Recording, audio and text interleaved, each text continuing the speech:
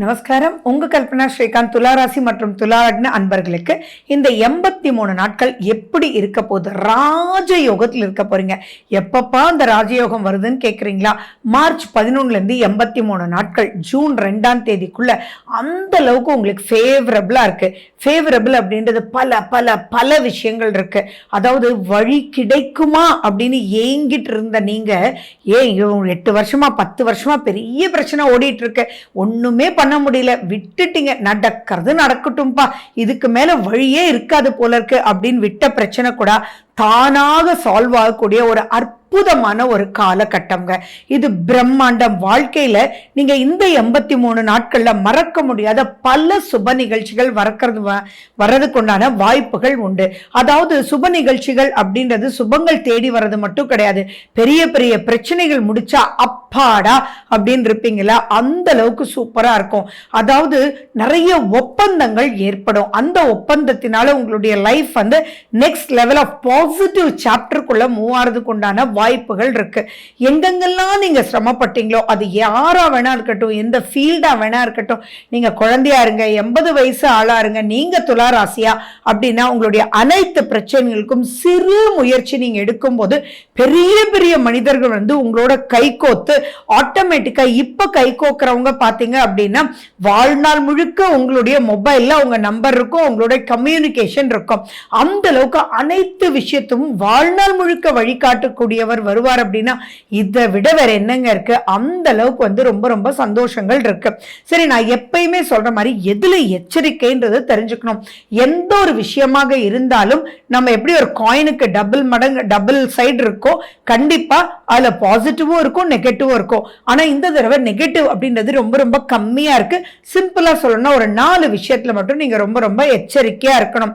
மற்ற அனைத்து விஷயத்துமே ஃபண்டாஸ்டிக். ஆனா அந்த ஃபண்டாஸ்டிக்கு கொஞ்சம் பிளானிங் மட்டும் தேவை. அடுத்தது உங்களுடைய திசா புத்தி அந்தரம் எப்படி இருக்கு, உங்களுடைய சுய ஜாதகம் எப்படி இருக்கு அப்படின்றத மட்டும் நீங்க ஒரு தடவை அனலைஸ் பண்ணிட்டு அதுல ஏதாவது மைனஸ் இருந்தா அதை ஓவர் கம் பண்றதுக்கு எப்படின்னு சொல்லி ஒரு அஸ்ட்ராலஜர் எக்ஸ்பர்ட் அஸ்ட்ராலஜர்கிட்ட பேசிட்டு தென் நீங்க முடிவு பண்ணீங்கன்னா இந்த மாதிரி டைம் பீரியட் 12 வருஷத்துக்கு அப்புறம் தான் மறுபடியும் வரும் அப்படின்றது முக்கியமா நோட் பண்ணி வச்சுக்கோங்க.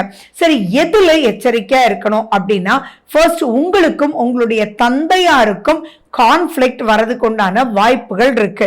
தேவையில்லாம 2 பேருமே ஜாலியா தான் வருவீங்க டைனிங் டேபிளுக்கு, ஆனா பேசிட்டு இருக்கும் போதே சாரமா போய் கடைசியில வேண்டாண்டா உறவே அப்படின்னு தள்ளி போறதுக்கு உண்டான வாய்ப்புகள் இருக்கு. அப்ப இந்த இடத்துல நீங்க தெரிஞ்சுக்கணும், அப்பா தானே பேசினா போட்டுமே, என்னதான் இருந்தாலும் அவர் நம்ம நல்லா இருக்கணும்ன்றது தானே எல்லா தந்தையும் நினைப்பாங்க அப்படின்ற ஒரு தாட் ப்ராசஸ் உங்களுக்கு கண்டிப்பா வேணும். ஸோ அதுக்கப்புறம் சரிங்கப்பா விடுங்கப்பா என்ன பண்ணலாம் அப்புறம் பேசலாம் அப்படின்னு ஒதுக்கி விடுறது ரொம்ப ரொம்ப நல்லது. அப்பா மட்டும் இல்ல, அப்பா வழி சொந்தக்காரங்களோட பிரச்சனை வர்றதுக்கு அதிகமான வாய்ப்பு இருக்கு. ஏண்டா அவங்கள போய் நீ இப்படி பேசிட்டியாடா, அவங்கள நீ சரியா கவனிக்கலையாடா, என்னடா உன்னை போய் அவங்கள கூப்பிட சொல்றேன், அவங்க ட்ரெயின்ல இருந்து இறங்கி 3/4 மணி நேரம் கழிச்சு கூப்பிட்டியா அப்படின்னு சொல்லி சின்ன விஷயம் பெரிய பிரச்சனையா போறதுக்கு வாய்ப்புகள் இருக்கு. ஸோ அந்த நிமிஷம் அப்பா என்னத்தான் பேசினாலும் நீங்க சிவனேன்னு இருந்து அதுக்கப்புறம் அப்பா பக்கத்துல போய் உட்காந்து அப்பா இப்படி நடந்ததுப்பா அப்படின்றத நீங்க சொன்னீங்க அப்படின்னாலோ நீங்க ஒரு வாய்ஸ் மெசேஜ் அவருக்கு அனுப்பிச்சிங்கன்னாலோ அது ஆட்டோமேட்டிக்கா கூல் ஆயிடும் அப்படின்றத ஞாபகம் வச்சுக்கோங்க. அடுத்தது அப்பானுடைய ஆரோக்கியத்திலையும் நீங்க ரொம்ப ரொம்ப எச்சரிக்கையா இருக்கணும்.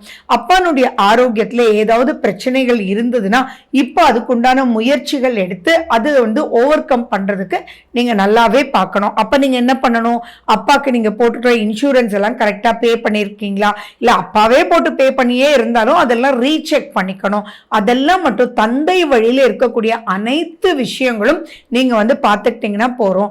அதே மாதிரி நீங்க 2வது விஷயம் வந்து நீங்க மன போராட்டத்துக்குள்ள இப்ப தள்ளப்படுவீங்க. ஏன்னா பிரச்சனைகள் முடியுது அப்படின்னா சந்தோஷம்தான், ஆனா ஒரு பிரச்சனை முடியுதுன்னு இப்படி பண்ணலாமா அப்படி பண்ணலாமா, இவங்க இப்படி சொல்றாங்களே கரெக்டா தப்பா, இந்த சைட் போறது ரைட்டா இல்ல இந்த பக்கம் நிறைய செலவாகுமா அப்படின்னு மண்டை பிச்சுக்கிற மாதிரி இருக்கும் இல்லையா ஒரு விஷயங்கள் முடியும் போது. அந்த மாதிரி மண்டை குடைச்சல் அதிகமாக வரும். அதுல இருந்து வெளியில வர்றதுக்கு நீங்க என்ன பண்ணணும்னா, குலதெய்வ வழிபாடு ரொம்ப முக்கியம். பக்கத்துல குலதெய்வம் இருக்கு, உங்களால போக முடியும் அப்படின்னா கண்டிப்பா போயிட்டு வாங்க. அந்த கோயில்ல ஒரு அரை மணி நேரம் திருப்தியா உட்கார்ந்துட்டு வாங்க. அப்படி இல்லை அப்படின்னா ஒரு விளக்கேத்தி உங்க வீட்லயே ஒரு மண் விளக்கு நெய் விளக்கு ஏத்தி நீங்க உட்கார்ந்துட்டு குலதெய்வத்தை மனதார பிரார்த்திச்சு, அம்மா இந்த சொல்யூஷன் இந்த அளவுக்கு எண்டுக்கு கொண்டு வந்துட்டீங்க, ரொம்ப சந்தோஷம். ஆனா இன்னும் எண்டு வரைக்கும் இருந்து இதை முடிச்சு கூடம்மா சந்தோஷமா நான் நன்றி சொல்றேன்னு சொல்லி உங்களுடைய குலதெய்வம் அது யாராக வேணாலும் இருக்கலாம், அவங்கள நினைச்சு டெய்லி ஒரு நெய் விளக்கு மட்டும் வீட்டில் போட்டுட்டு ஒரு 10 நிமிஷம் உட்கார்ந்துட்டு போங்க. இந்த மாதிரி பல பிரச்சனைகள் முடிய வரும்போது ரொம்ப ரொம்ப கிளாரிட்டி வேணும். அப்ப எக்காரணத்தை கொண்டு எரிச்சல் அப்படின்றது வந்துடக்கூடாது. வெடுக்கு வெடுக்குன்னு யாரோடையும் பேசிடக்கூடாது. உங்களையே நீங்க இரிட்டேட் பண்ணிக்க கூடாது. கோபம்ன்றது மண்டை வலிக்கிற மாதிரி வரும். அதே மாதிரி இப்போ உங்களுக்கு நிறைய ஹீட் ப்ராப்ளம்ஸ் வரதுக்கு உண்டான வாய்ப்புகள் இருக்கு. ஸோ நிதானத்தோட ரெஸ்ட் எடுத்து பொறுமையா போகணும். பரபரன்னு இருக்கும். ஸோ அந்த பரபரப்புன்றது கூட நிதானத்தோட நீங்க செயல்படணும். டிரைவிங்கின் போது நிதானம் வேணும். ஒருத்தரோட பேசும்போது நிதானம் வேணும். அவங்க சூப்பரா சால்வ் பண்ணி கொடுக்குறாங்க. ஸோ அப்ப நீங்க இரிட்டேஷன் அப்படின்றது காமிச்சிடக்கூடாது. இந்த மாதிரி குட்டி குட்டி விஷயங்கள் மட்டும் நீங்க ஃபாலோ பண்ணீங்க அப்படின்னா அனைத்து நெகட்டிவ்மே போயிடும். நெகட்டிவ் போறது மட்டும் இல்ல, பாசிட்டிவ் கொட்டி கிடைக்குங்க. யார் இந்த நெகட்டிவை தீர்த்துனாங்களோ அவங்களே பாசிட்டிவ்க்கு உண்டான வழியையும் காமிப்பாங்க. அது எந்த ரூபத்துல வேணாலும் இருக்கட்டும். ஏன் நிறைய துளாராசி அன்பர்கள் கணவன் மனைவிக்குள்ள ஏகப்பட்ட ஃப்ரிக்ஷன், நிறைய பிரச்சனைகள், நிறைய பேர் ஒய்ஃப் கோவிச்சுட்டு போயிட்டா, ஹஸ்பண்ட் பேசுறதே இல்லை அப்படின்னு சொல்லி நிறைய மன பிரச்சனைக்குள்ள போராடிட்டு இருப்பீங்க. இன்னதுன்னே தெரியாது, இதுன்னே தெரியாது. ஆனா இப்ப யாரோ இதுதான்ப்பா பிரச்சனை அப்படின்னு சொல்லுவீங்க. இன்னும் சிம்பிளா சொல்றேன்னு, ஃபார் எக்ஸாம்பிள் 10 இயர்ஸா டிவோர்ஸ் பிரச்சனை போயிட்டே இருக்குன்னு வச்சுக்கோங்களேன்.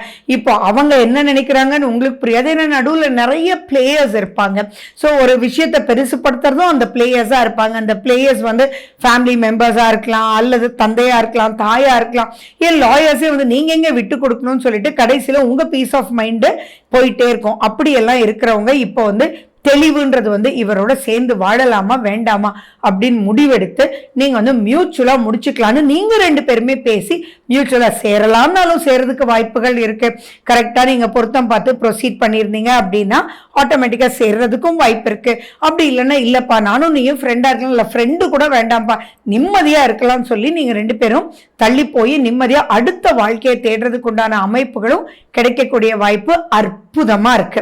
ஸோ அவ்வளவு சூப்பரான விஷயங்கள் பர்சனல் லைஃப்ல, ஃபினான்ஷியல் லைஃப்ல எல்லாமே இருக்கு. யாரெல்லாம் வேலை தேடிட்டு இருக்கீங்களோ அவங்களுக்கெல்லாம் நீங்க டக்குன்னு வேலை கிடைக்கும். அந்த வேலை திருப்திகரமா கிடைக்கக்கூடிய வாய்ப்புகள் இருக்கு.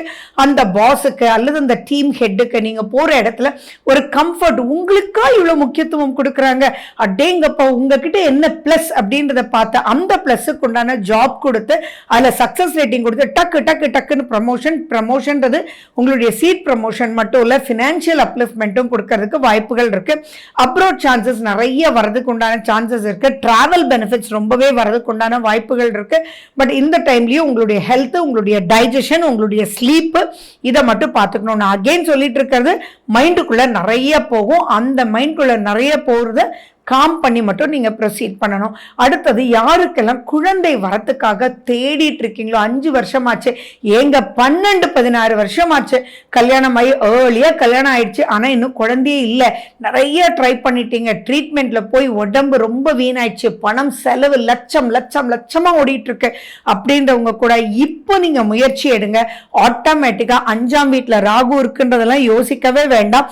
குரு பகவான் அந்த ராகுவை பார்க்கும்போது கண்டிப்பா குழந்தை வழியில என்னென்ன மைனஸ் இருந்தோ அந்த குழந்தைக்கு சரியாகும். உங்களுக்கும் குழந்தை உருவாறதுக்கு இந்த 83 நாட்கள் பிரமாதமா இருக்கும். அந்த டாக்டருக்கு புரியாமலேயே இருக்கும். ஆனா இப்போ நீங்க போய் அந்த டாக்டர்கிட்ட பேசும்போது டக்குன்னு இதுதான் அப்படின்னு சொல்லி பெயின் இல்லாம, அவ்வளவு கஷ்டங்கள் இல்லாம உங்களுக்கு குழந்தை உருவாக்கக்கூடிய அற்புதமான காலகட்டம். சோ குழந்தை, ஹஸ்பண்ட் ஒய்ஃப் ரிலேஷன்ஷிப், ஃபேமிலி அப்படின்றதெல்லாம் சூப்பரா இருக்கு. அதே மாதிரி பல விதத்துல உங்களுடைய பிசினஸ் ஸ்ட்ராட்டஜிக்குள்ள என்ன பண்ணலாம் ஏது பண்ணலாம் அப்படின்றது நீங்களே முடிவு பண்ணி இத்தனை நாள் பல ஸ்ட்ராட்டஜிஸ் போட்டிருப்பீங்க. ஆனா எதுவுமே கை கொடுக்காது, நிறைய செலவுகள் ஆயிட்டு இருக்கும். ஆனா அத்தனை ஸ்ட்ராட்டஜியுமே இப்போ வழிவகுத்து உங்களை நெக்ஸ்ட் ஸ்டேஜ் ஆஃப் லைஃப்க்கு கூட்டிட்டு போறதுக்கு ஒரு அற்புதமான காலகட்டம். அது மட்டுமா உங்களுடைய கம்யூனிகேஷன் ஸ்கில் எப்படி இருக்கும் தெரியுங்களா? அடாடா ஏத்த மாதிரி இருக்கிற எல்லாருக்குமே புரியுற மாதிரி நீங்க கம்யூனிகேட் பண்ணி அவங்களுக்கும் அப்லிஃப்ட்மெண்ட் ஏற்பட்டு நீங்க வந்து ஒரு ஹை லெவல் ப்ரொஃபைல், நீங்க வயசு சின்னவங்களா இருக்கலாம், பெரியவங்களா இருக்கலாம், உங்களுக்கு நல்லது பண்றவங்களே உங்களை விடக்கூடாது அப்படின்ற அளவுக்கு சூப்பரா வச்சுக்குவாங்க. உங்ககிட்ட ஒர்க் பண்றவங்களுக்கு நீங்க சூப்பரா பண்ணுவீங்க. உங்களுடைய சிஸ்டருடைய ப்ராப்ளத்தை நீங்க சூப்பரா நீங்க வந்து ஜெயிச்சு கொடுப்பீங்க. உங்களுடைய தங்கையோ தம்பிக்கோ யாருக்கெல்லாம் கல்யாணம் நடக்கணுமோ அவங்களுக்கு ஏதாவது பிரச்சனைகள் இருந்தா பினான்சியலா அல்லது ஹெல்த்ல எந்த பிரச்சனை இருந்தாலும் சரி அவங்களுக்கெல்லாம் நீங்க வழிகாட்டுபவரா இருப்பீங்க. அண்ட் அவங்களும் உங்களுக்கு நன்மை பண்ணக்கூடிய அமைப்புல இருப்பாங்க. இந்த மாதிரி நான் பல விஷயங்கள் உங்களுக்கு சொல்லிட்டே போலாம். ஸோ நீங்க இப்ப என்ன பண்ணணும், ஒரு பேப்பர் பேனா எடுத்துக்கணும். அதுல நான் எது காஷன் சில விஷயங்கள் தான் சொல்லியிருக்கேன், அதுக்குள்ள மட்டும் மாட்டக்கூடாது. முக்கியமா நீங்க ஹாப்பியா ஜாலியா எஸ்டா இதை ஜாலியா சமாளிச்சு நிம்மதியா இருக்க போறேன் அப்படின்றதுக்கு இருக்கதான் போறீங்க. அதுக்கு இரிட்டேஷன் மட்டும் ஆயிடாதீங்க. அப்பப்ப ரிலாக்ஸ் பண்ணுங்க, நல்லா தூங்குங்க, என்டர்டெயின் பண்ணுங்க. ஜாலின்றது தான் உங்க தாரக மந்திரம். ஸோ அனைத்து விஷயங்களும் ஜெயிச்சு இந்த 83 டேஸ்ல எத்தனை ஜெயிச்சிங்க, எப்படியெல்லாம் உங்களுக்கு வந்து பாசிட்டிவான திங்ஸ் நடந்துச்சு அப்படின்றத என்னோட ஷேர் பண்ணுங்க. I feel so happy. So wish you good luck. வாழ்க வளமுடன். நன்றி, வணக்கம்.